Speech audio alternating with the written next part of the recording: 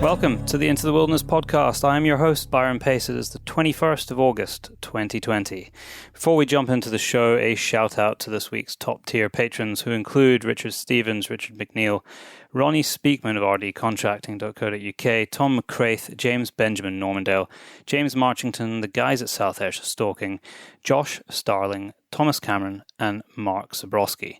If you want to help support the shows, head over to patreon.com/Pace Brothers. 2 weeks ago, I ran a competition for you to win a copy of Modern Huntsman, and all I asked you to do was share the podcast with a friend on social and tag me so that I could see. The winner picked at random was Corey Welling on Instagram. So congratulations, Corey. Shoot me an email, podcast@paceproductionsuk.com, and I will get your choice of volumes 1 to 5 out to you.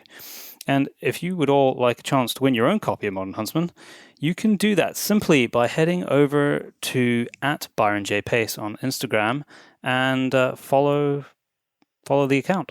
And I'll have a look at all the people who have followed over the last 2 weeks and pick somebody at random. Okay, I think that's it. We can dive straight into the show with Lorne Ramoni, a professional hunter and outfitter based in Tanzania. I caught up with him a few weeks back when he was in Texas. Lorne, welcome to the Into the Wilderness podcast. You are, normally, if I was trying to speak to you, you'd be somewhere in the thick bush of Tanzania, but right now you are in Texas, so we're in pretty close time zones to one another because I'm also in the States. You've been recovering from coronavirus, I think, haven't you? Yes, that is correct. I think it's been just about a month I've been in complete quarantine, so finally out of the woods and feel great. I'm glad that I'm feeling better. This isn't going to be what this podcast is about because we're going to be talking about conservation, particularly in Africa. But I'm curious to know, and I'm sure some of our listeners will be as well, given that you've had it, and we all know that everybody's symptoms are different. It just basically depends who you are and how you react to it. But what were your symptoms? How did you feel? Did it completely floor you? It didn't floor me completely, which was interesting to me. I'd read so much about what to expect, and I guess for me, some of the signs or some of the symptoms that really kind of caught me off guard, or at least made me kind of think that I could potentially have corona, was it started very mild for me. It started with just a, very almost like a tickle, like I needed to cough, but I never would actually cough. And after a couple of days, it obviously got a little bit more severe. And every time I got a tickle, it morphed itself into more of a dry cough and then, quite an aggressive cough. So that's how it really started. And then this hasn't happened to a lot of people, but I got real severe nasal inflammation. And it wasn't very mucousy. And every time I'd blow my nose, it's not like I would have a whole lot of mucus. It was just like my nasal cavity was very inflamed. I never got the fever, which, a lot of people have, one of the main symptoms that they look for is the fever. I did get very bad headaches for some time and a little bit of muscle pain, I think maybe for 1 or 2 days. I never got severe chest pain. I never got sore throat. I never had diarrhea or vomiting. So on the most part, I think my symptoms were very mild, but I didn't feel great for 2 or 3 days. I really felt unenergetic, lethargic, tired. But in terms of the respiratory problems that a lot of people have encountered, I think maybe 3 different times, I remember where I had some sort of resistance, where I felt some resistance in breathing. And then I got up and I got lightheaded, and I had a slight shortness of breath, but it didn't last very long. So I think on the most part, I've had it pretty. You've got off quite lightly. Yeah, pretty mild on the most part. I just, I sat in, hunkered down, did my quarantine. And like I said, I think it's been a month now. I was cleared about a week ago, but, just as we learn more about this, just trying to be respectful to people, especially being in the city, I've really tried to, stay away and really try to stay indoors as much as possible. Because you're in Dallas, aren't you? Yes, and I'm like right in the middle of the city, so. Yeah, that's tough, especially when you know that you've got it or had it. You will be extra cautious. Was there any possibility of you giving it to anybody else? Not from. I mean, you never. The thing is, we're learning so much about this virus, and I don't know in terms of, they call it viral shredding, in terms of when you're actually, I guess, prone to giving it to somebody else. Yeah, when you're contagious, yeah. Yeah, I think I caught it literally when I first started feeling symptoms, which I was already in quarantine at the time. So I don't see, I really don't, I can't think of anybody. The only person I've been in contact is my wife, and she's a nurse. And so as soon as I was sick, she obviously had to step back from work. But this whole time, it's been a month, she hasn't gotten any symptoms whatsoever. Oh, amazing. She's almost cleared to go back to work now. That could mean one or two things. Early February, she got really sick with something like the flu. So we almost think that she could have potentially have had it back then before, this became a huge issue. And they wouldn't test her for corona at the time. She had a sore throat, really bad coughing, fever. And I was actually marketing at the time and wasn't at home. And she ended up going to go get checked, and she tested negative for the flu. And so they just thought, okay, well, you might have a sinus infection. They gave her azithromycin, which is a Z-Pack, and I think they gave her a steroid shot, and a couple of days later she was feeling better. So, that's the only explanation that I can think of. Or she just, I don't know, her immune system is strong and just has been able to fight it off. So it's, that's the only person that I've been in contact with. So. Yeah, it's interesting. I know that they actually went and tested people who had come in with flu symptoms and were tested for flu in Seattle way back in early January. And when they retested those samples more recently, a lot of those people actually had coronavirus. Yeah, that's exactly right. I think one of the things that a lot of people don't realize is when, I guess in China, when they found out that, the coronavirus was a thing and, they were learning a lot about it. I mean, this was late November, if I believe, into December, when the world really started to hear about this Wuhan virus, the COVID-19 or whatever it is. And what people don't realize is, with the way how connected we are in the world with flights and everything, and how small the world is, that virus was all over the world come beginning of January, and we've been living with it. We just, now we're just aware of it because of all the news we're given, and with how much they're testing and stuff. Like you said, earlier in January, February, there's some samples that have come back now that have been, consistent with corona. So it's a very, it's very interesting. Of course, at first I was scared because I didn't know much about it. And I'm sure everybody is, because, all we hear is negative stuff. But I've been in contact. Fortunately, I have quite a lot of friends of mine that are doctors, and a lot of the input that they've given me, which is what helped me get through it, was keeping positive and keeping a positive, I guess, having positive mental health, and not reading negative posts and not reading negative news, trying to stay positive. Keeping your immune system strong, drinking a lot of water, vitamin C.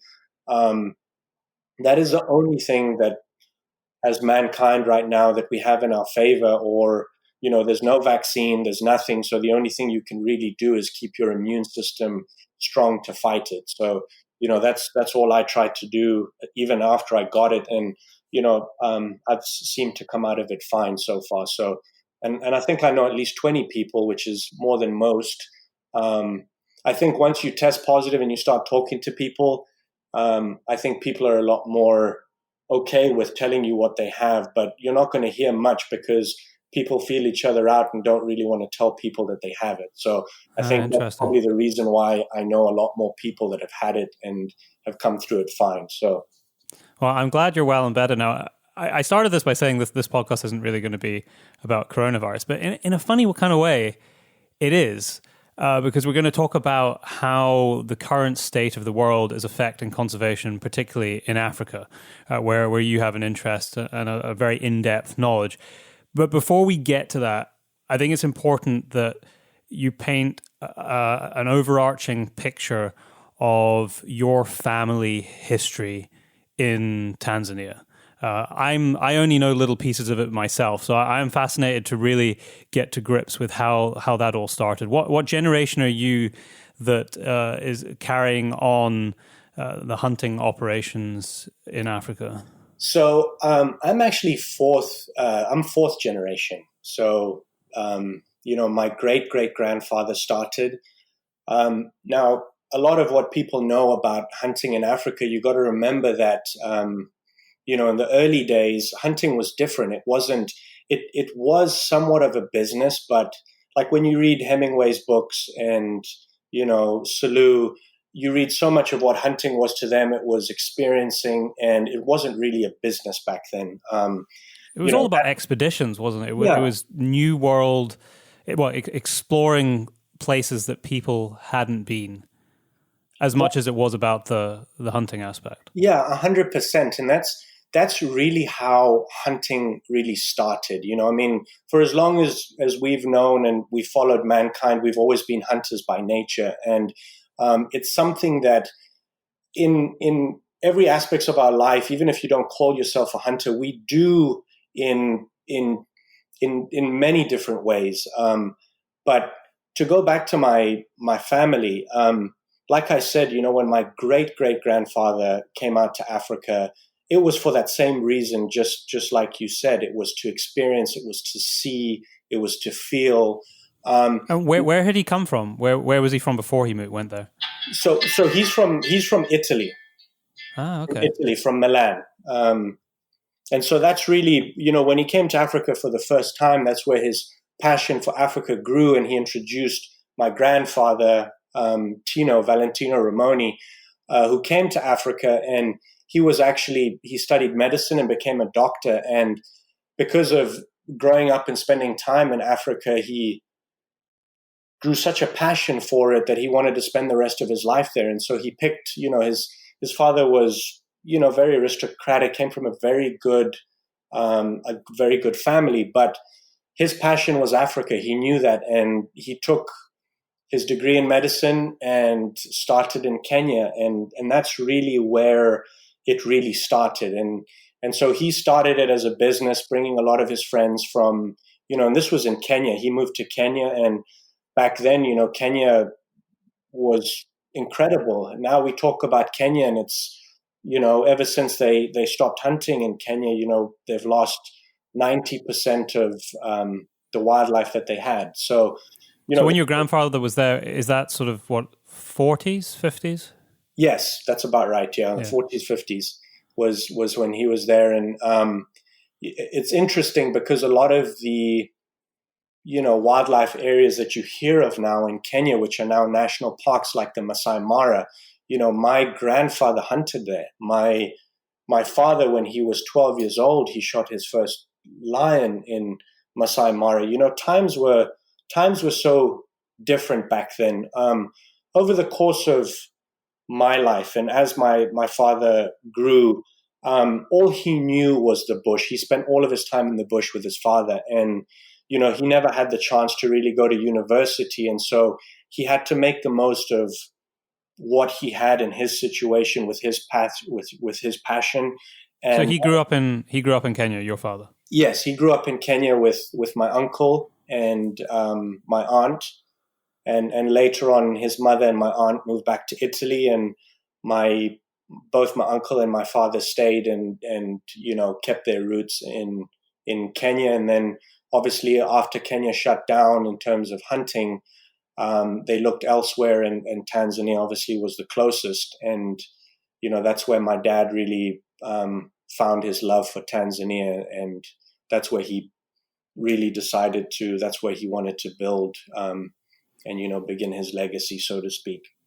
Have you got much of a handle and a feel of that period of time around when Kenya closed down all the hunting operations? Because up till that point, it had been one of the go-to destinations on the continent. I mean, it was different. I mean, all the photos that I look at, and I try to live vicariously through my father's stories and through his pictures, and to read about what Africa was like, and particularly Kenya, because so many of the stories and hearing that the wildlife was everywhere and there was black rhinos everywhere, is incredible. And to think now, I was born in Nairobi and in Kenya, and I've spent time there because I still have family there, but it's amazing to see what it is now compared to the stories of what it was. And that's something that's sad. Listening to all the stories that my father has, and to, like I said, to think of what it's become now. And that really, I mean, if you're looking at the time period, it's really ever since they stopped hunting in Kenya, it seems like the decline in wildlife has been rampant. The human wildlife conflict has really increased, and it's the correlation is there. It's just, like I said, listening to these stories, seeing the pictures, and then seeing what it is now is quite disheartening, honestly. Yeah, it's interesting because the reason for them closing it down in the first place was because of the rapid rise in poaching, particularly elephant poaching at the time. I think it was Richard Leakey, possibly, who was the head of the wildlife department there back in the 70s, who had, oh no, maybe that was before his time actually, that it was shut down. But I know that one of the main catalysts was because of this creep of poaching, particularly for ivory across the country. And their feeling at the time was that if they were to shut down all hunting, and we were talking about legal hunting, that this would somehow alleviate the issues that they were having with the illegal poaching of game. No, that's 100% right. I mean, that's what their intentions were. That's what they thought. But like you and I have discussed before, we look at Tanzania, that they started the hunting equation. They started doing what we call commercial hunting, just because having outfitters run a business, we call it obviously a commercial business. But I think of what Tanzania is now in comparison to Kenya in terms of wildlife, wilderness areas that are still preserved now. I think I mentioned to you, in Tanzania as a whole, we've got upwards of 186 hunting concessions. All the national parks we have in Tanzania in total make up maybe 15 to 20% of the total wildlife areas that are set aside for wildlife conservation. I think the hunting areas make up over 65%. So if you think of what happened in Kenya, if you were to take away all these hunting areas, which is 68% of all the habitat, so to speak, and you were to say, okay, no more hunting, we would be exactly where Kenya is now, because there would be nobody policing that land. There would be no value whatsoever given to that land. I think when we all think of Africa, especially people that have never been, what you hear about most of the time is in Botswana, the Okavango Delta, the Kruger. Yeah, for sure. You hear the Serengeti, you hear Tarangire, Lake Manyara, but you never hear of 95% of the wilderness areas that are being protected. But because they don't have this fame, it's not a place that is, frequently traveled by lots of tourists. People seem to forget that they exist. So it's interesting, but it's important to note that there's so much more wilderness habitat out there that that's still managed and that still needs to be given a value. The land that would have previously been held on lease as hunting concessions in Kenya, when that was no longer possible. What happened to it? Because it was government owned and then leased to private individuals to run as a business. So when all of that stopped, what did that land get used for? Right. So the one thing you've got to realize, like I said, is everything is about value. And so when that value of wildlife or an ecosystem is taken away, the government as a government entity needs to try to find a way to utilize and give that land value. And because of whatever we want to call it, political reasons, economic reasons, the government decided to give it to the people. Whether it was for, farming, whether it was for agricultural purposes. And that's really how it started. And when you look at human wildlife conflict, or you want to look at, let's just say, overpopulation and the rate at which the populations in Africa are growing, it's kind of easy to see that as soon as, and you see it anywhere, as soon as people move close to an area, the destruction that's caused is almost immediate. I mean, when you cut down trees to make room for agriculture or for cattle or whatever it is, I mean, you're destroying huge tracts of land. So that's what happened to a lot of these areas. They just went to agriculture, they went to people.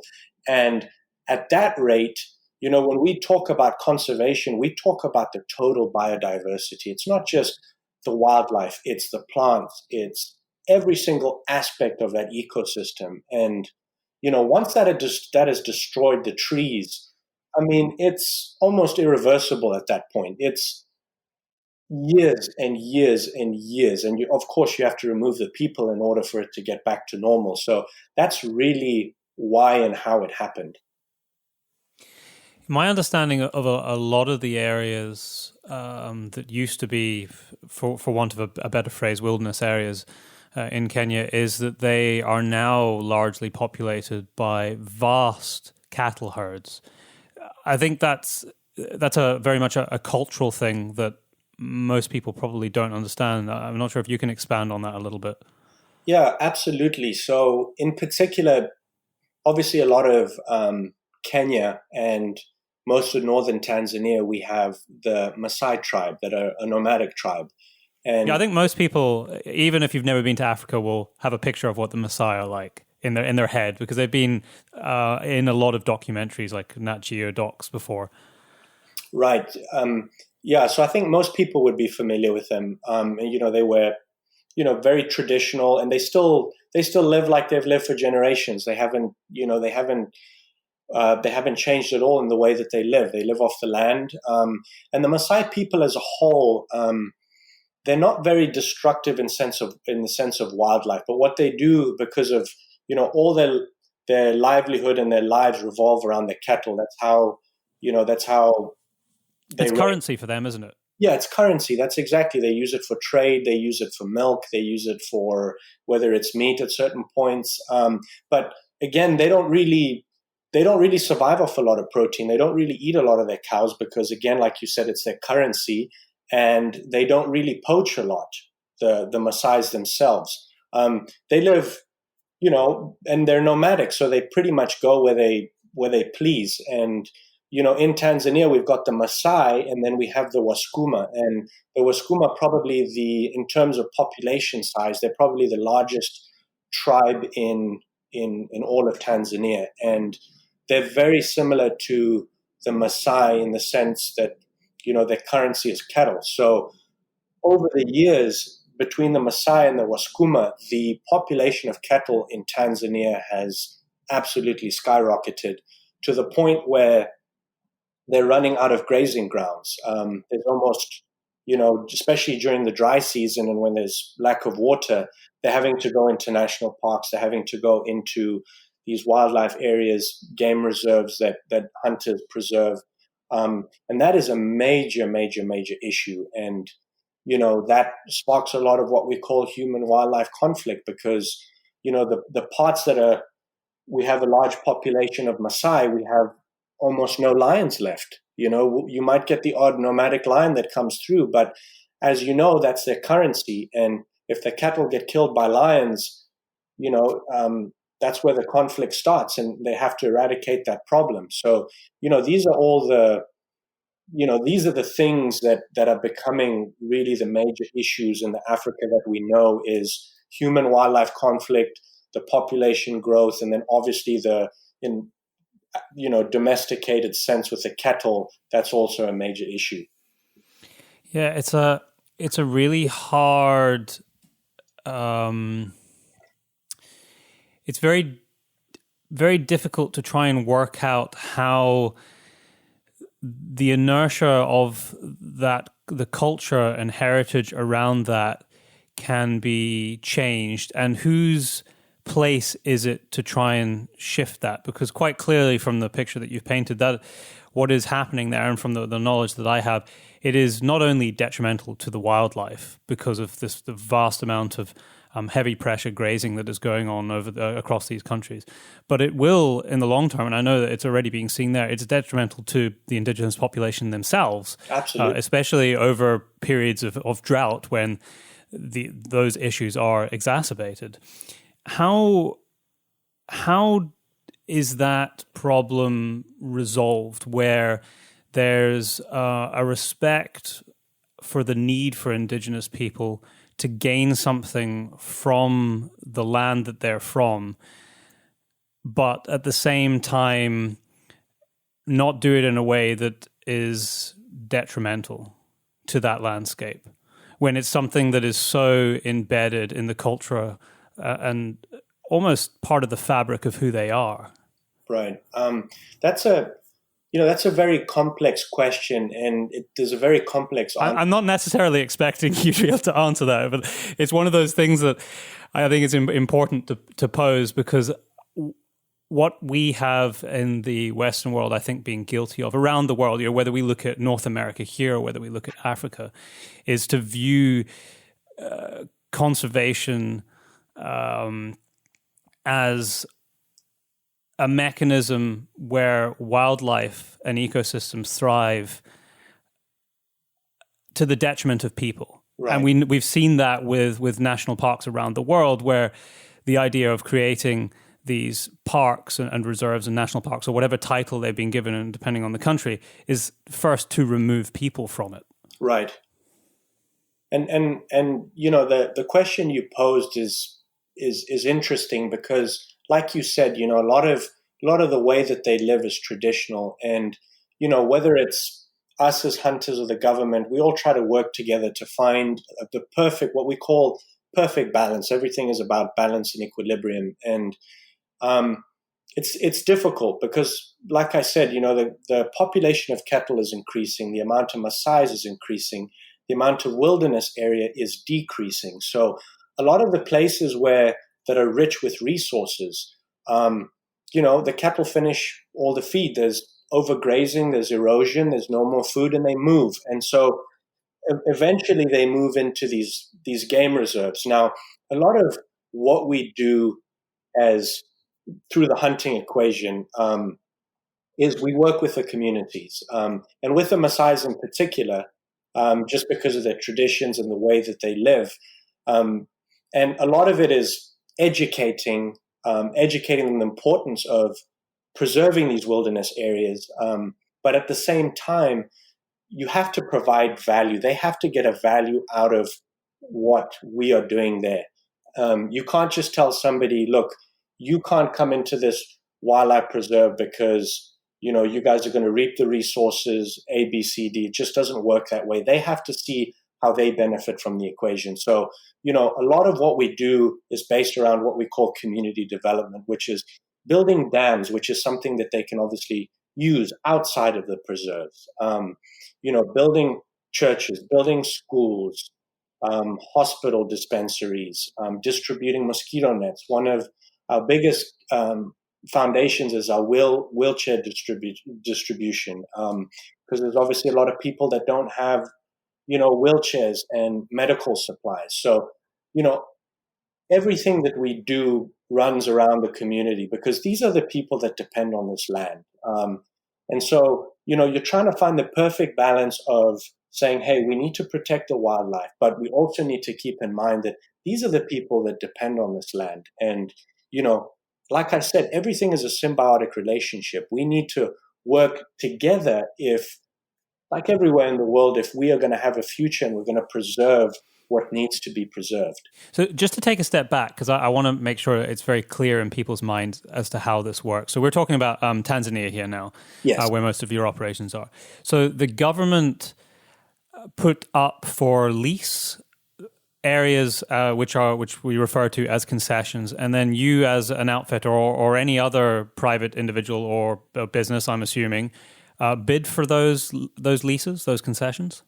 So initially there was no bidding. So you didn't bid. You just kind of said, okay, I'd like to take this area. There was no actual what you would call in like an auction sense. There was no bidding for areas. You just applied for areas, and as long as you had good standing in terms of, if it was a new company, they didn't really have much to go by. But like now, if you want an area, they look at if you've conducted good community development, if you maintain your areas well, and they look at a lot of different factors. But yes, you were given these leases for whatever areas that you thought that you wanted to basically take over and manage.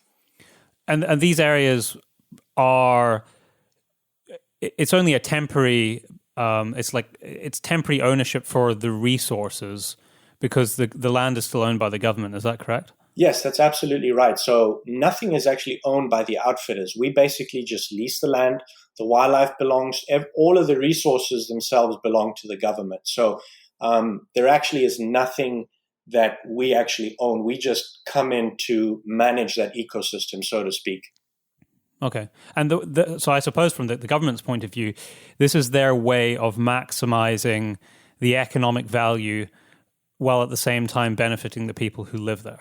Absolutely. So, by having these leases, we pay them X amount, which is what we pay them in order to be able to manage that ecosystem for a year. And usually we have, I think the leases usually run up to about 5 years. And so give me an idea of the kind of work that you do on an area that you've leased. Right. So everything starts, if we really look at it starting from scratch. To paint a picture for a place that, maybe a new concession, a new area that you've taken on. I imagine you arrive there. I know from having been there, some of these places are so crazy remote. It's a charter in and then maybe a day or two driving across barely tracks to the place where you might set up a temporary camp. So how did your communication with the local communities go as a starting place? Because they might have not seen anybody for years. Right. And that's a difficult part because you come into an ecosystem that does have a lot of movement of people, just depending, if a lot of these areas weren't looked after, and as a result, people there wasn't really any laws governing movement and such. And so a lot of people were illegally cutting wood or poaching or fishing illegally or whatever you want to call it. So, having come into these areas, everything you're starting from is from scratch. Some of these areas are anywhere from 400,000 acres to over 1 million acres. So, you're looking at a serious chunk of land. And so a lot of it you're trying to do is research. You're trying to get a feel of how big the area is, the geography, the wildlife. You're trying to, as quick as possible, you're really trying to build some sort of infrastructure, which, if you think about it, there are absolutely no roads other than footpaths or wildlife tracks that go to watering holes. So if you want to just think of the financial obligation to come into a remote area, and like I said, some of these places are 2-3 days drive from a town like Arusha, which is, basically one of the main hubs in Tanzania. You've got to take vehicles out there. You've got to get, whether it's a bulldozer or a grader. So, you're having to get serious machinery. A lot of it's done by hand. And again, us being new to these areas, we need to work with the communities because a lot of these people that have spent time in the land know it the best. So in order for us to better know it, we employ a lot of the people that have spent their time there. So whether it's trackers or, just everybody that works in the camp, we take them from these local communities surrounding the areas. So, like I said, just the financial burden of just getting everything started, the infrastructure, and then you start really the management of it, which, getting research, trying to figure out how many lions you have on average or how many buffalo. And then from there, you work on starting anti-poaching efforts, which is a 365-day-a-year challenge. I mean, that's something that, local communities are hungry. They need to eat. They have a lack of protein. So, you've now got this land that's now governed by hunters, or at least being protected by hunters, and people that once had the free-for-all of being able to poach animals are now being told, hey, actually the government has said this is the law. You can't poach. You can't cut timber illegally. So it's difficult, but like I said before, it's important for people to realize that it's a symbiotic relationship. We don't come in as outside people and say, hey, look, we are going to do what we want to or reap the resources. It's, hey guys, look, we need to all work together. We need to educate you the importance of what we're doing here, what we're trying to accomplish. At the same time, make sure that they see value, which is, whether it's through providing them with protein or alternative ways of producing protein or water, or like I said before, medical supplies. The relationship with the communities is everything, because the main picture is we're trying to preserve these wild expanses, so to speak. So the extraction of resources, be that timber or game, would have always been restricted and governed by the government, but in these very remote areas, there was no way to police it. So that's not. I don't know if I'm correct in saying that, but I'm assuming that that's the case. It wasn't a situation where it was perfectly legal before. It's just that there was no one there to tell anybody that they couldn't do it. No, that's 100% right. So when all these areas were set aside for wildlife conservation and were either made game reserves or open areas or whatever it was, at that point, the law was set in stone that it was illegal to reap whatever resources, whether it was to cut wood or whether it was to poach. There are some areas like open areas where they're given in the off-season limited permits to cut down a certain amount of wood or to go fishing in certain areas. But poaching has been illegal from the get-go. So we didn't come in there and enforce our own law. That was the law kind of set in stone by the government. We just abided by the law and just tried to find a way that wasn't so harsh, where we just came in and said, hey guys, you guys can't be here. It was more trying to find a better approach, which was seeing the value in working with the communities and trying to curb the poaching and the desire to come in and really, cause destruction in the areas. So through the clients that you bring in from different parts of the world to come and hunt in these areas, you use some of the funds of that to provide economic replacement for communities that were otherwise using the resources, because that's the trade-off. You work with us, you will then get meat or employment. So you no longer need to go and cut down timber or set snares for poaching. Yes, absolutely. That's 100% right. And that's how what we call the hunting conservation equation, that's how it works. Of course, everything needs to have a value. And, to look at it before these, of course, they had a value to the local communities, but the wildlife wasn't benefiting at that stage. Just people that were hungry were getting the protein they needed, but the resources were being reaped to the point where when we got a lot of these areas, there wasn't a lot of game. Some of these areas we've managed for upwards of 25 years. And to look at what we got and what they've become because of our equation, our hunting equation, is pretty incredible. So it shows that the equation itself works in terms of, like we mentioned before, working with the communities. And obviously, the wildlife needs to have a value.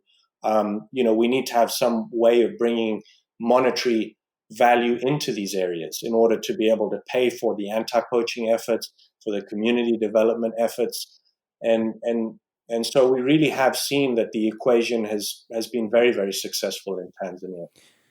Yeah, I think it's interesting to think about it in this way. If you take it as given that the indigenous people of any place around the world have a intrinsic right to benefit from the land, it's about providing mechanisms for people to benefit in a way that can also be sympathetic to those ecosystems. So you can. It's very easy to understand in my mind why, with growing populations, we've ended up in a situation in many parts of the world where there's been decimation of flora and fauna, because that is the mechanism that currently exists. It's purely extractive. Whereas what you've been explaining is a way that wildlife and the ecosystem can thrive while the people who live in the area are also able to benefit. And you're doing that by pulling in resources from abroad. It's foreign dollars that allow this to happen. Absolutely. And, one interesting question that I'm actually asked quite a lot is people always look at alternatives. And that's one thing I've always been asked is, okay, well, look, we understand that hunting generates the revenue for you to look after, but aren't there other alternatives to managing these areas? And, people obviously look at photographic safaris. Now, a lot of the areas that have been set aside to be national parks were set aside to be national parks because they were viable at the time, which means that they had what I call a very diverse ecosystem with a great biodiversity. There were no tetsis. They were very easily accessible. They had a large concentration of game. A lot of the areas that we are managing, for somebody that's wants to go on a photographic safaris, you'd spend half a day in the concession and say, "Get me out of here." And that's a lot of these areas. Yeah, they can be pretty hospitable. Yeah, they're very harsh. The terrain sometimes is very harsh. The brush is very thick. The tsetse flies are rampant. It's a very harsh Africa that it's very hard for people to understand, because they go to the Kruger and it's a breeze. It's beautiful. You see a lot of game. Hunters see a value in something that not a lot of other people do. And it's more about the experiences and really being on the ground and something that's tangible.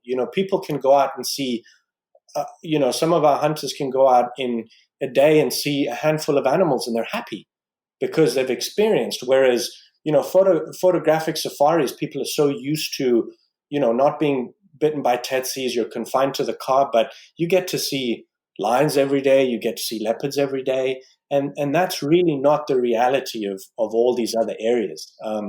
So it's interesting, because I've been asked that question quite a lot, and I think it's important for people to realize that 90% of Africa is not what they see on National Geographic. It's different.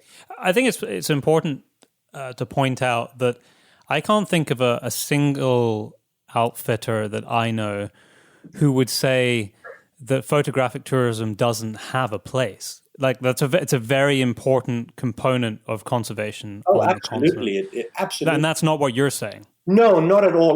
The point that I'm trying to make really is everything has a place, because conservation is conservation. And, all my point is that if, looking at these areas and what they are, it would be very difficult. If you had people that either had lodges or had the opportunity to build lodges and conduct photographics, all I'm saying is that they would probably, a million times say, I wouldn't set up a camp in there, or I wouldn't conduct, because I wouldn't have a business at the end of the day. And like I said, what runs everything is giving something a value. In the parks, like I said, the biodiversity is there. Like the crater, you go into the Ngorongoro crater in Tanzania and you'll see lions multiple times a day. You'll see elephants everywhere. But that's what people expect when conducting photographic safaris. My point is that, to take the alternative and say, well, look, what if you stop hunting and make those areas that you hunt photographic areas? My point is just that they wouldn't be viable for photographic safaris. Yeah, sure. You bring up lions, and I think it's something I would like to dig into a little bit with you, because Tanzania has such a robust population of lions, and that is not something that is true in every country that had a historic range of lions in Africa. Why has that been, and has it always been the case? Was there a population recovery? It's a very controversial, an extremely controversial subject when we also mention lions in the same breath as hunting. Right. The truth of the matter is, no matter where you look in Africa, lions are declining. There's no doubt about it. It's more that, when people say, okay, the populations of lion are going down or reducing, so to speak, they say, okay, well, it has to do because of human-wildlife conflict, it's hunting, and it's all these different things. But, I've lived in Africa my whole life, and some of these areas that we've managed over the course of the years, and I've been in Tanzania for 30 years, so I've been able to see a lot of changes. The areas haven't reduced, in terms of how many areas there are to hunt. You've got to remember, like I said, if you've got 186 hunting concessions, and let's just say on average, each one is a minimum of 500,000 acres. That's a lot of land, and that's a lot of range for lions. Lions, as we know, are nomadic on the most part. Prides move. In a lot of places in the world, they're restricted to where they can go because of populations. They can't, all the migratory paths have been cut off. Whereas in Tanzania, you have got a lot of movement of lions from one side to the other because of so much of this ecosystem that is hunting concessions and national parks. You've got so much ecosystem in the whole of Tanzania for lions to still thrive. But ultimately, the population is going down because of human-wildlife conflict. Just the other day, one of our anti-poaching units was called into a neighboring village, and the villagers had just killed a lion. They were about to kill the whole pride because they had eaten some cattle, and we were able to get in there. One of the things that we do is we try to give them incentive and give them a monetary value of the cattle they lost so that they don't kill the lions and feel like they need to. So, that's a perfect example. In a scenario like that, we could have lost 8 lions in the course of one night. And we ended up losing 1. But that is the reality of why the population of lions has gone down. You've got local communities that are pushing right up to game reserves, up to national parks because of competition, or you've got an old male that is struggling, to kill for himself, or you've got... He looks for easy prey, which is cattle and donkeys or whatever. Yeah, they move to the villages and they start preying on easy, which is, you might get somebody who's drunk. And, to try and think of the reality of Africa, these are rural areas. They live in the bush. They're just little huts and little villages in the middle of the bush. So, lions are definitely on the decline, but it's not associated to hunting. Like if you look at the regulations as a whole, if we weren't in our hunting concessions, we'd be losing so many more lions to local communities. We wouldn't be able to intervene. We wouldn't be able to, like I said, set up, whether it's paying them the monetary value of losing their cattle and incentivizing them not to kill the cats. There would be no way of doing so. A lot of these lions that are old and, can no longer hunt, when a lion gets kicked out of a pride, the reality of Africa is all animals die a painful death. There's not a lot of animals that die of old age. It doesn't exist. That's not the natural world. Yeah, he's not going to go to a quiet corner and live out his days until he kills and dies. He gets eaten alive by hyenas when he can no longer hunt anymore. Yeah. So, these are the type of lions that we really focus on in terms of management perspective. And that's where the value comes in. Instead of a lion being killed in the village and nobody benefiting from the equation, you've got somebody that gives that animal value and says, okay, well, now we've got the resources to continue to protect and for these lions to thrive. So in our areas, we've seen in certain areas, it's not uncommon to see, lions 7-8 times a day, and we're actively hunting those areas. So, when you're looking at, you're saying, okay, well, hunters are decimating populations, or they're reaping a resource. But if you value something, you can't afford to let that dwindle away and die. If anything, you want to make it better. You have you guys, you have the greatest incentive. I think this is something which is quite misunderstood by many people, is that if you are benefiting from a resource, you're the person or the company that has the greatest incentive to make sure it can exist and proliferate in the long term. And to some point, it doesn't even matter if that is your only selfish motive. If your only motive is that is a resource that you want to be able to reap, the underlying principle of that is that you want to make sure that it continues to exist and thrive. Yeah, absolutely. Like I said before, the major issue in Africa as a whole, and that's really where this whole equation starts, is that overpopulation is a problem. The domesticated cattle situation is a major problem. And that's something that's not, populations are still continuing to grow. And so all that is happening is wilderness areas are becoming smaller and smaller and smaller. So I look at, when we talk about Cape buffalo and we talk about antelope, they bounce back really quick. But when we look at animals like elephants that, take a long time in comparison to grow to maturity, and have a much longer gestation period, or you look at a complex animal like a lion that has a huge range and is a predator, those are the animals that really have to be handled with care, and those are the ones that are really affected from habitat loss and human encroachment. And so, when we look at a management equation, you're trying to keep an ecosystem intact. And that starts from a caterpillar, that starts from a blade of grass. Like I said, everything is about its biodiversity, and hunting just ensures that we keep that whole ecosystem intact. It's, I think, something that, just going back to lions, that is very easy to forget unless you just pause for a moment and think about it. There was actually, I had to chuckle slightly to myself at this. There was a paper that was released, I can't remember by which university, but it was a research paper by scientists looking at the movements and patterns of movements by lions. And the summary of the paper was that they were intrinsically linked to the abundance of prey, which most people would think is a fairly obvious statement, but they'd spent a couple of years proving this, is that it's not just about protecting the species, it's also protecting the species that they rely on to survive. Absolutely. Which, when you're talking about predators, is their prey species. And you can't have one without the other.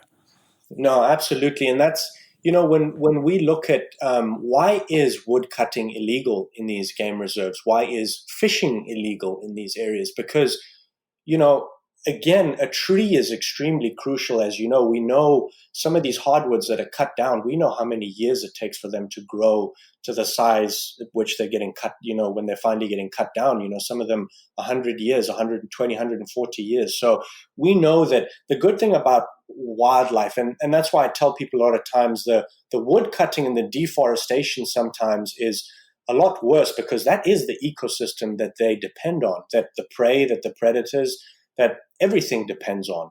And again, it can't just bounce back tomorrow. This is something that takes years and years, if not hundreds of years. You can take a herd of Cape buffalo and say, let's reintroduce them into this area, and you'll see, without predators or whatever, the population will go pretty quickly. But when we're looking at trees and stuff, that's something that, takes, how long that takes. Yeah. Yeah, it's not something that you can fix overnight once it's gone. No, exactly. When I've had discussions with people about hunting big game, a lot of the issue that people have on the ground is a moral exception to it. So when you're looking at things like elephants or lions, and the conversation that I very often have is kind of what you were getting to earlier when you were talking about the kind of lions that you are trying to select and hunt. And these are old members of a pride that have been kicked out and which will at some point perish because of their inability to feed. And I raised the point that would you rather that resource be used and benefit the other animals and the people in the area, or it to just fade into nothing and be of no benefit to anybody. And it kind of raises this interesting juggling act in one's mind about whether we have the right to utilize resources and the lives of animals in that way. Right. And I'm one of those kind of people that I always try to think of everybody's perspective. And having traveled all over the world, of course I'm biased to some extent because this is this is how I grew up. This is what I've known my whole entire life. But it's interesting because, I try to explain to people, like you said before, everything is so well researched, so well managed. The type of animals that are really being taken, like I said, are extremely old. Like with lions, you'd never shoot a lion in a pride that had cubs. They have to be over a certain age, which is over 6 is what we call the legal age to harvest or take a lion. And you're given very limited quota of lions. Some areas you only take 1 a year or 2. And again, I go back to alternatives because it's important for people to realize that, you might take 1 lion out of an area when you've got a population of 150, 200, 250 lions in that one ecosystem. And some of our areas have all of that amount of lions. Some researchers say that we're left with X amount of lions, but when I look at our areas and see how many lions that we actually have scientific data of, that we, upwards of 150 different lions, we see 200 lions in a year in one concession. So, it's interesting because if that one lion, if you take away the value of that one lion and we were to just say, okay, let's pack up, let's pull out, how many lions are we going to lose when these lions push up against the boundaries and eat cattle? How many lions are we using because we are not present and we're not taking care of the rest? So, it's wrong of me to say one is sacrificed to save many, but that's really the way to look at it. The reality of Africa is what it is. We have to look at alternatives. If we weren't there, what would happen? And that is the reality. Of course, from a moral standpoint, it's very difficult to understand because we have this attachment to these beautiful animals. And I'm a professional hunter. I've done, I've been a legal professional hunter since I was 18 years old, and I'm 30 now. And I'll tell you straight up that every time I have to take an animal's life, it touches me, and I feel like it needs to. It isn't senseless killing. It isn't everything we do as hunters. We put a lot of thought into that life that's being taken. The understanding of the sacrifice of that animal, so to speak, and what it is as a whole that we are doing for the environment, what the alternatives are. There's a lot that goes into your mind in one go. And I try to explain to people, you talk about things that you see on TV. You don't live in Africa. You don't know what the reality is of Africa. You have killing in a sense that's done for you. You eat chicken every day. You eat cows. You eat fish that are farmed, that live in all different types of horrendous conditions. And you're okay with somebody else making that decision and killing that animal so that you can eat, which in a way that's for our own benefit so that we can eat. But with hunting is conducted not for me as a person in terms of, this is something that betters, there's something bigger than myself. This is for the environment. This is for the survival of whatever species. Because without it, the reality is there would be no wildlife. We would be where Kenya is. And there is no better correlation or no better example than to look at what's happened to Kenya over the years and to look at Tanzania right now and see how much more wildlife areas we have and how much more wildlife we have. Yeah, no, it is a great comparison to make. I'm wondering, do you, in your concessions, do you work with any scientific researchers at all? Yes, we do. I mean, we've got a lot of, obviously from the government that come in, but we've had a fair share of private people that have come in and conducted research. And in terms of, we started something long ago before it became the law, which was aging lions and stuff, because we wanted to make sure that the type of lions that were being taken were very old and past what we would call maturity and stuff. So well before, this is something that has become the law since now, but before this had even taken into effect, in terms of management, we had already come up with the idea of making sure that we weren't causing any harm with the type of animals that we were taking, which was try to avoid taking breeding males that are breeding, to try to take old males that are supposedly past breeding and that are on their own and kind of on their way out, so to speak. So we do work with a lot of researchers that, collect different, they put up camera traps or try to collect different data. And it's mostly, like I said, the more sensitive type animals, like trying to research elephants and lion movements and leopard movements and stuff like that, because they're obviously the ones that, because of human wildlife conflict, get affected the most. Yeah, I know that there's one researcher in particular, Amy Diekman, who's based in Tanzania, and her name has come up in the press a few times, like in the last 6 months, because of the discussion surrounding the trophy import ban in the UK. I mean, she has no real affiliation to hunting at all. She's a scientist, but she has been pretty vocal about as it currently stands, the benefit to species such as lions and others in Tanzania, where she's based, as on the back of hunting concessions and the importance of them. And she one of very few voices in that world of conservation who have been happy to take the flak for saying such things. No, absolutely, and it's a very positive message, because we get a lot of people that really don't know much about hunting at all that come into these concessions, and of course they have an idea of what they think in terms of, like you said before, the moral aspect of looking at hunting and the taking of a life, so to speak.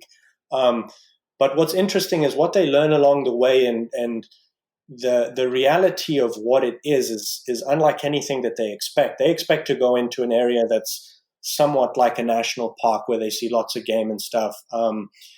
They come in not knowing much and learn so much about the equation and, the relationship between the communities, the anti-poaching, the wildlife management. There's so much that goes into it that I think a lot of people, even researchers that do research in national parks, that they really don't get to see until they venture out into these what we call hunting concessions.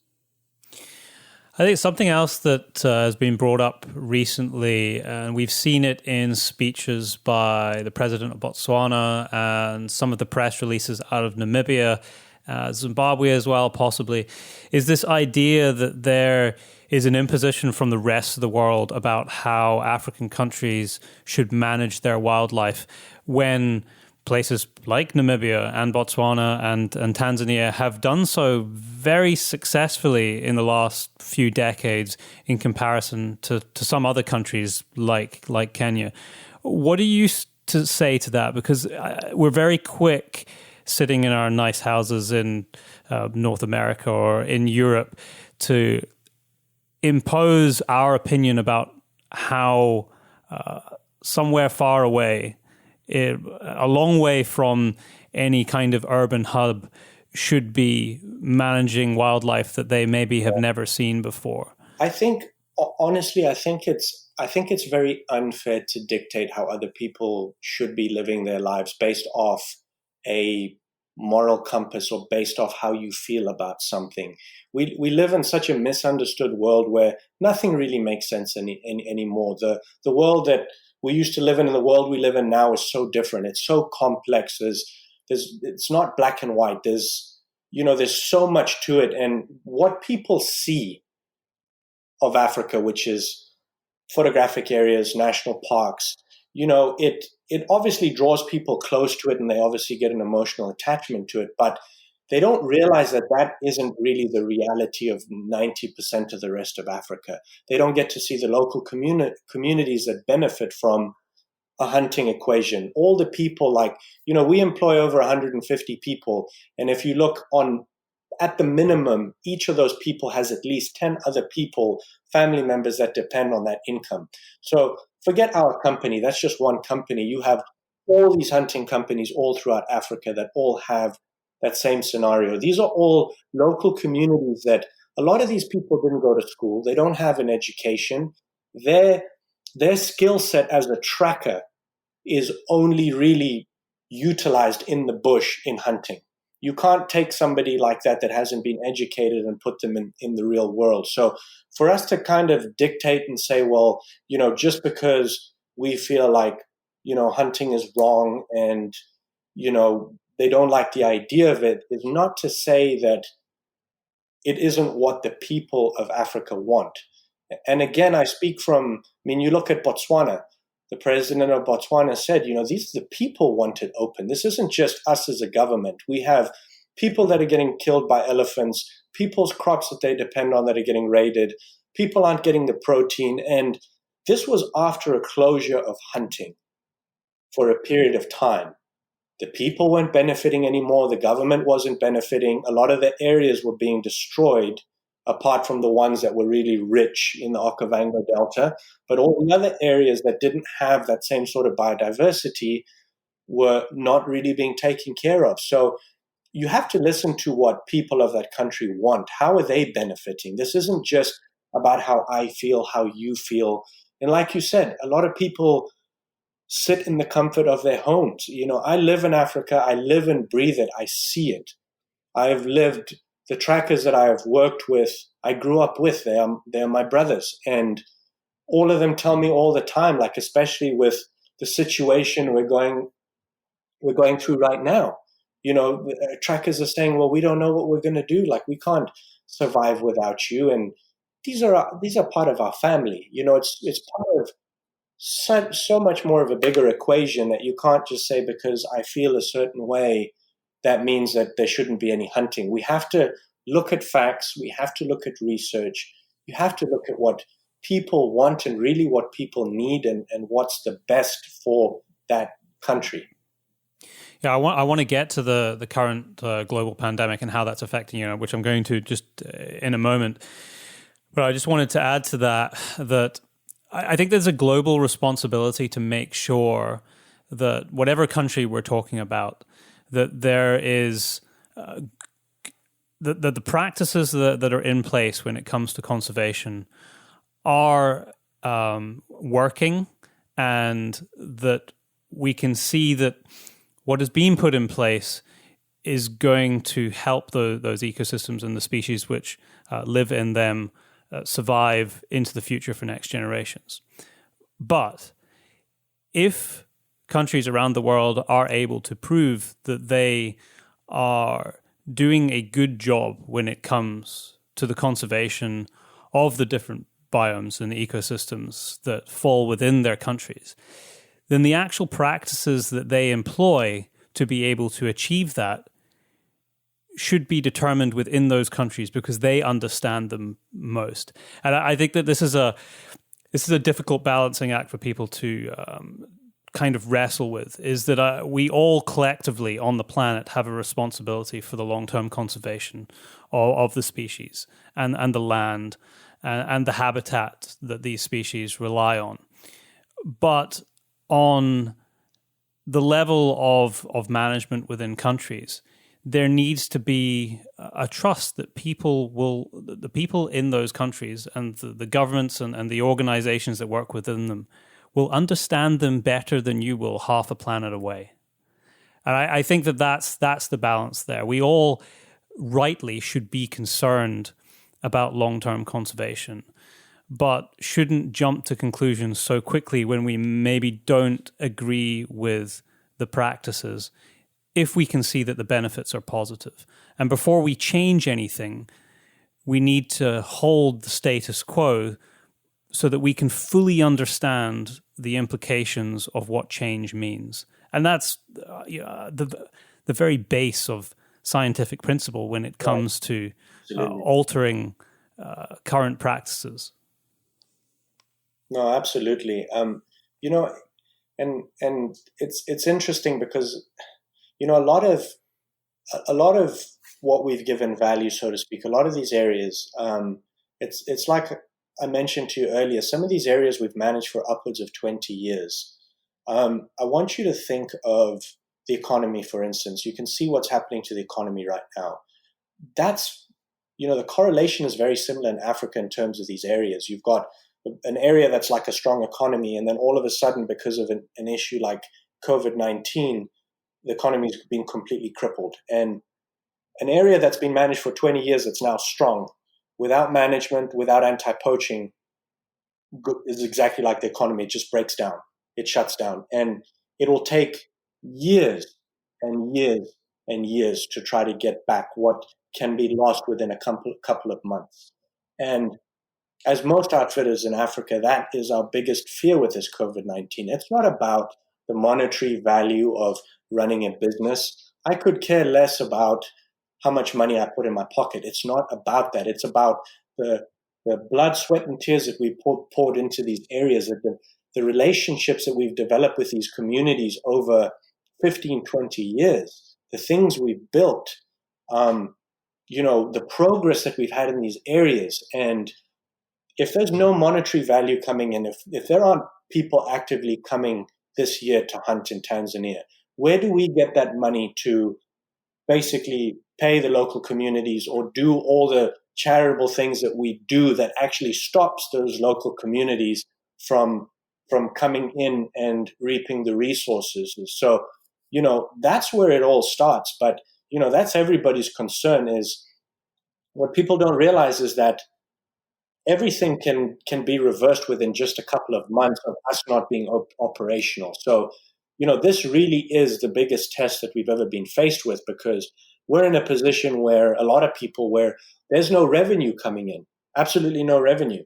And so how do you now subsidize this? How are you still able to work with the communities? How are we able to conduct 365 days a year anti-poaching every single day?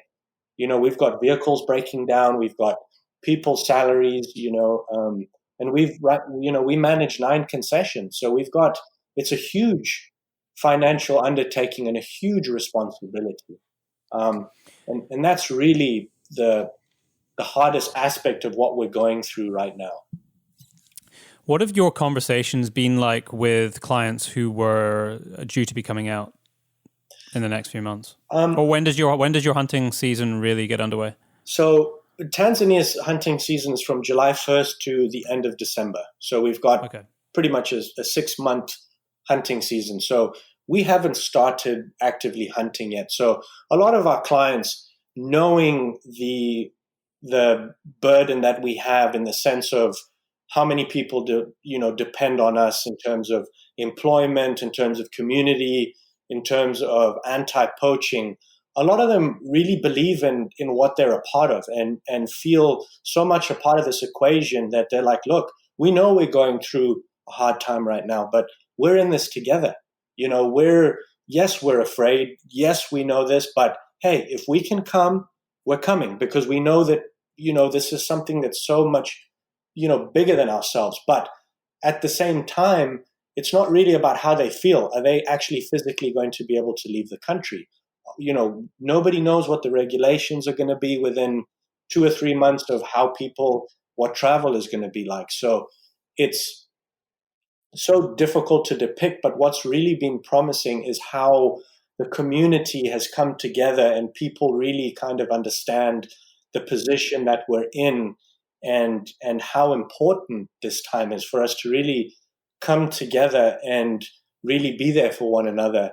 It's something that's not really about them or me. It's about the wildlife, and it's about the areas, and it's about the local communities that really have no help.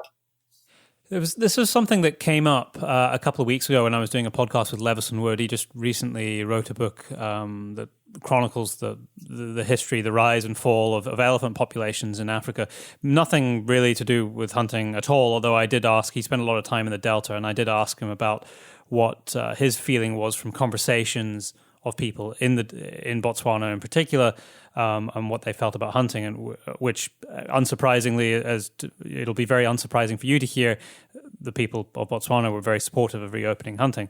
But anyway, I bring that up because one of the questions that I had for him was that, has this current pandemic exposed the fragility of relying so heavily on foreign money and the necessity for people to have their feet on the ground, whether that be photographic tourism or hunters going to a place? Obviously, we were talking about Africa because his book was about elephants, but the same would be true in other parts of the world as well. And is there a way that we can find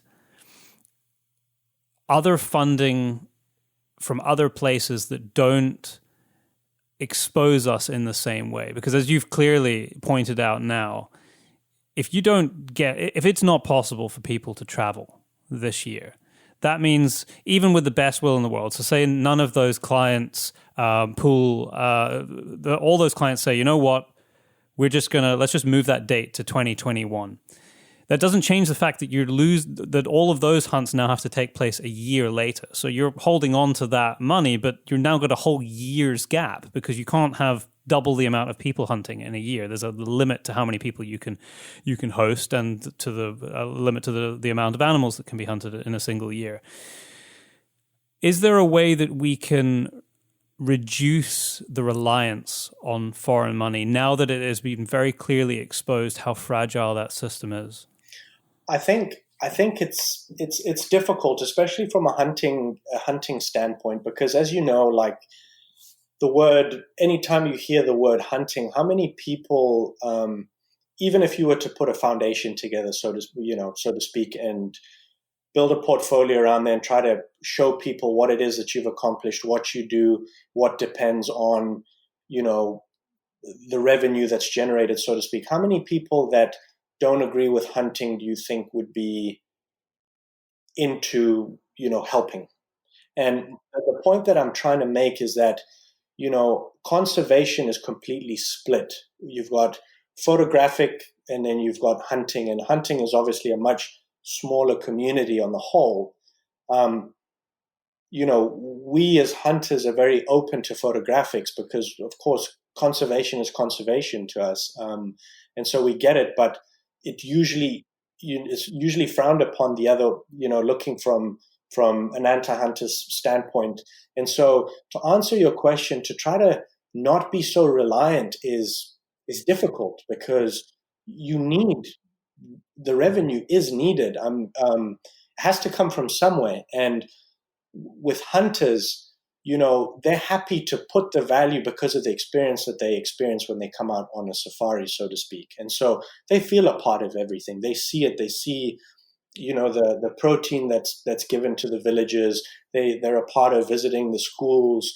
They actually are on the ground. They walk, they feel, they hear, they see, which you don't really get to see in a national park. You're confined to a vehicle most of the time. So, you have the exclusivity to this area to where you really feel. So I think that's where the value really comes in, is the experience. And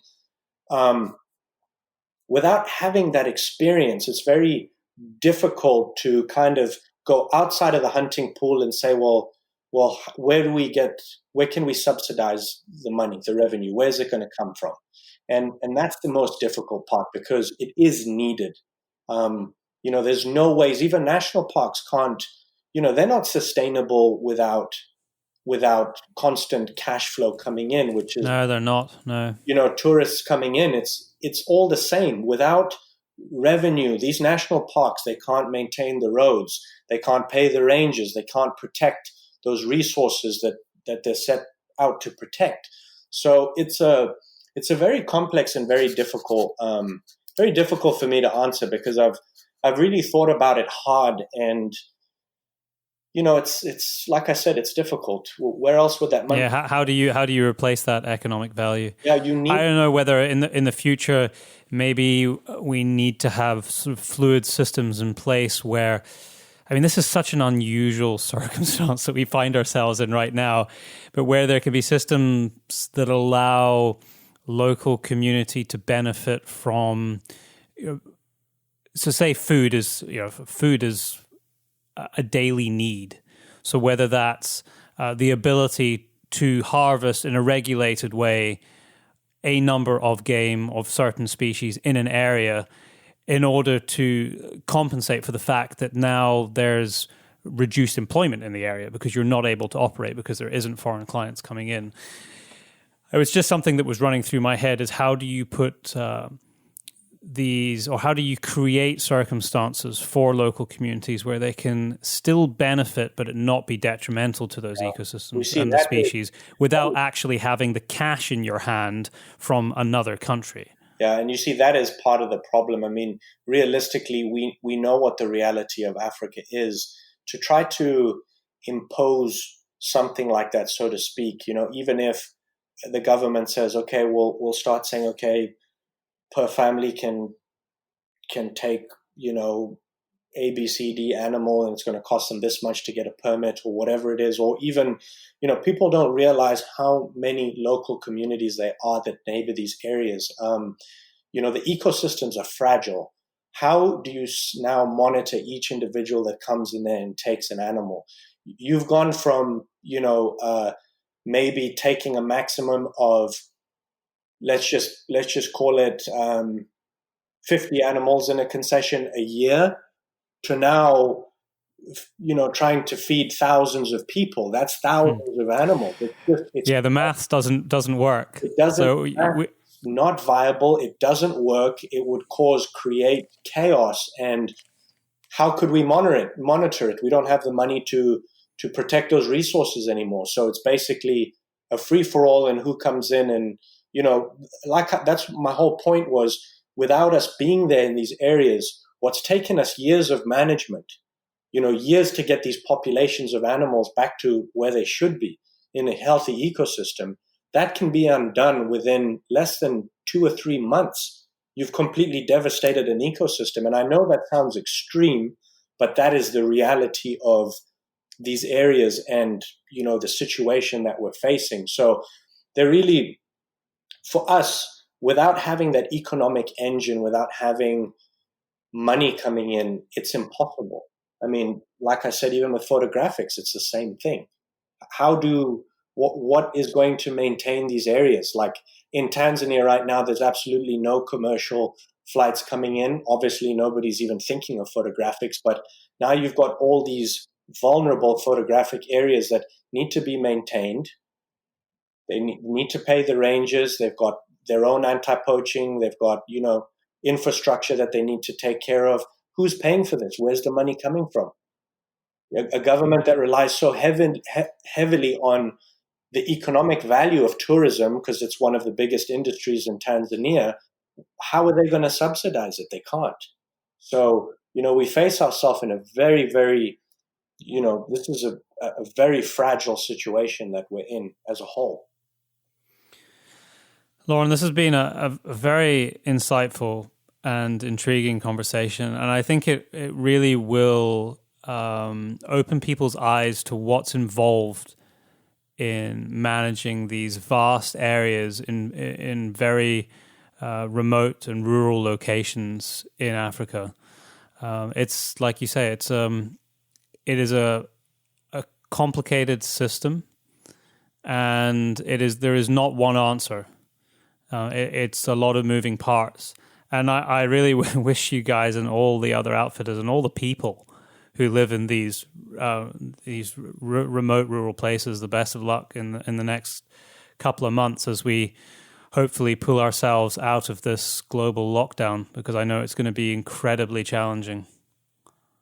Well, I really do appreciate it. And like I said, I know it's difficult, over the course of a podcast to try to cover all the bases and really try to get a rounded idea of everything in the whole equation.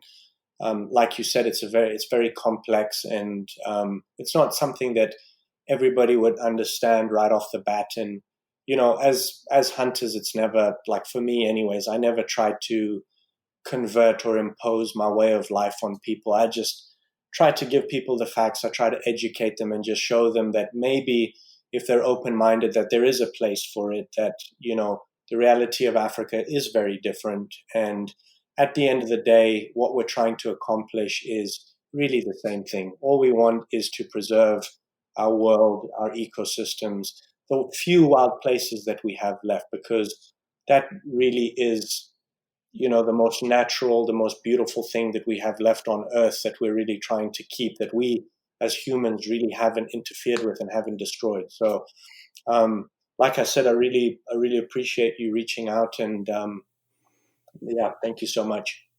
No, it's a pleasure. Well, maybe at some point in the future, when we can fly again, the next podcast we do can be from the field, because I think that would be very cool. Yeah, absolutely. I mean, I've talked about this with a lot of people, and it's one of those things. It's like anything. It's very easy to talk about something.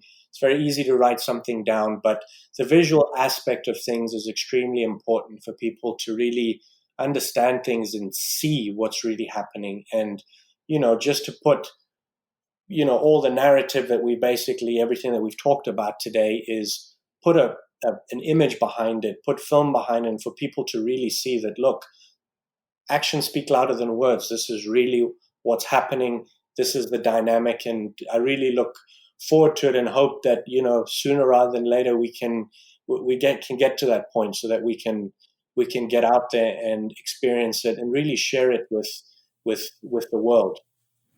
I never need much of an excuse to go back to Africa, so you can take it as a given if the opportunity arises. No, it's funny because I talk to everybody, and I've been very blessed to live two different worlds. Like I told you before, I came to university. I went to TCU in Fort Worth, and so I've been very blessed to basically live the best of both worlds. But there's something about Africa, a magic that really it really puts you under its spell. It's hard for people to understand unless you've been there and you've seen it, you've felt it, you've immersed yourself in the culture, and it's beautiful and it's special. And I hope that we're able to sit by a fire together and share some more stories and share some experiences together in the future.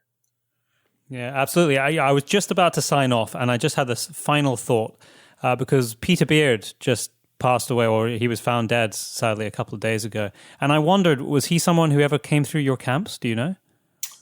He traveled through, but not since we've had them. Obviously, I mean, this was a long time ago. But some of the places that he visited are some of these ecosystems that we're still trying to preserve today.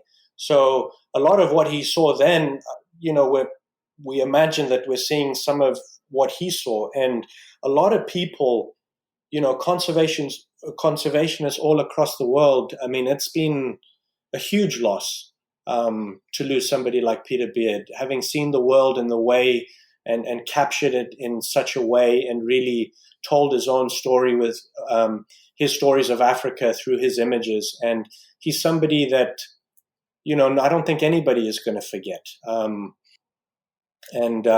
Like I said, condolences to his family, but incredible that he's touched so many people's lives from all different walks of life, and all across the world. But all the images, all the things that he once saw is exactly what we're trying to preserve today, so that those images aren't just images. And I remember in his book, there was something interesting that he said. He said it wasn't about conservation, but it was about preservation, in preserving, the natural state of the wild, of what was the wild and what is the wild. So, again, huge loss. And, I really hope that what he was able to capture will be able to continue to experience, and the rest of the world will be able to experience. I hope so. I mean, there was never anyone like him before, and I'm not sure that there'll ever be anyone like him in the future. No. But yeah, sad to see his passing. Yeah, he was so ahead of his time in a true artist, but so much. I mean, that doesn't even do it justice. I mean, when you read his book and you look through his images, to have captured images the way that he did at that time is just, it's just incredible. So, just a huge, huge loss. As a homage to him, when I get home, the first thing that I'm going to do is pick up the 2 books of his that I have at my house and just, I don't know, maybe pour myself a brandy and Coke and flick through them another time. Maybe light the fire. Yeah, absolutely. Just pretend like you're in the bush, maybe. I'm going to do that. Yeah, I'm going to smell the wood smoke and taste the flavor of brandy and look at some of Peter Beard's images. No, exactly. Well, listen, Byron, I really appreciate it so much. It's honestly been such a privilege to... No, great conversation, Lorne. Yeah, to be on here and, appreciate everybody that be listening in on this. And I really hope that, like I said, we're able to, this is the start of something, something bigger. Hopefully we can get out there and, right now we're confined to the comfort of our homes behind a computer, but, hopefully we can do it face to face over, gin and tonic, in the book. Absolutely. Absolutely. Now, just as a final sign-off, if people want to see your outfit and what you're up to, where can people do that? What's the website? Do you have any social media? Yeah, so Tanzania Big Game Safaris is the Instagram social platform that we have. Both of our websites, both our Conservation Foundation Trust, it's the CFT Fund. That is basically our conservation fund and goes through all the community anti-poaching type stuff that we do. And then we have tbgssafaris.com, which is, again, our other website. They're both under construction right now, but they should be operational shortly. So, just that's great. Difficult time for everybody trying to, get ducks in a row and trying to rebuild. And it's always, difficult trying to find a platform and trying to find the most polite way and respectful way of sharing content with people. I think we really need to be mindful on, especially on social media and on the world that we live today is so close that, we really need to be respectful of how we share content. Yeah, no, that's very, very true. Lorne, I'm going to let you get on with the rest of your evening, but thanks very much for taking the time. I really, really do appreciate it. And like I said, I hope we can see each other soon and have a nice gin and tonic around the fire. Thanks very much for listening. Join me in a week's time when we take another walk into the wilderness.